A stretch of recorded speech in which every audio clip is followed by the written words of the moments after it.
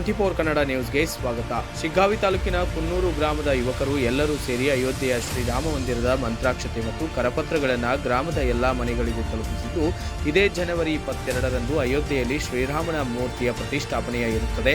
ಆದ ಕಾರಣ ಅಂದಿನ ದಿವಸ ಪ್ರತಿ ಮನೆಯಲ್ಲೂ ಜ್ಯೋತಿ ಬೆಳಗುವುದರ ಮೂಲಕ ಶ್ರೀರಾಮನ ಕೃಪೆಗೆ ಪಾತ್ರರಾಗಬೇಕೆಂದು ವಿನಂತಿಸಿದ್ದಾರೆ.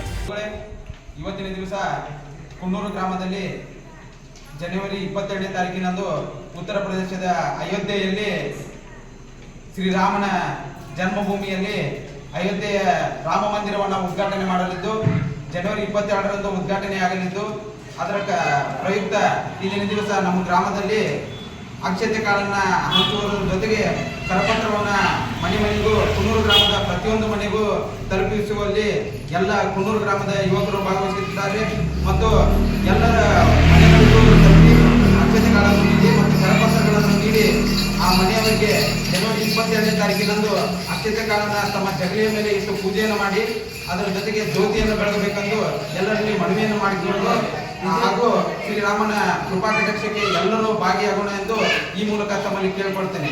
ಜೈ ಶ್ರೀರಾಮ್. ಈ ಸಂದರ್ಭದಲ್ಲಿ ವಿನಯ್, ಬಸವರಾಜ್, ಕಿರಣ್, ಅಗಸಿಮನೆ ಮುಂತಾದವರು ಉಪಸ್ಥಿತರಿದ್ದರು. ವರದಿ ಪ್ರಭಾಕರ ಇ, ಬೆಟದೂರ್. ತಾಜಾ ಸುದ್ದಿಗಾಗಿ ಟಿ24 ನ್ಯೂಸ್ಗೆ ಸಬ್ಸ್ಕ್ರೈಬ್ ಮಾಡಿ ಮತ್ತು ಬೆಲ್ ಐಕಾನ್ ಒತ್ತಿ ತಪ್ಪದೇ ಲಿಂಕ್ ಶೇರ್ ಮಾಡಿ.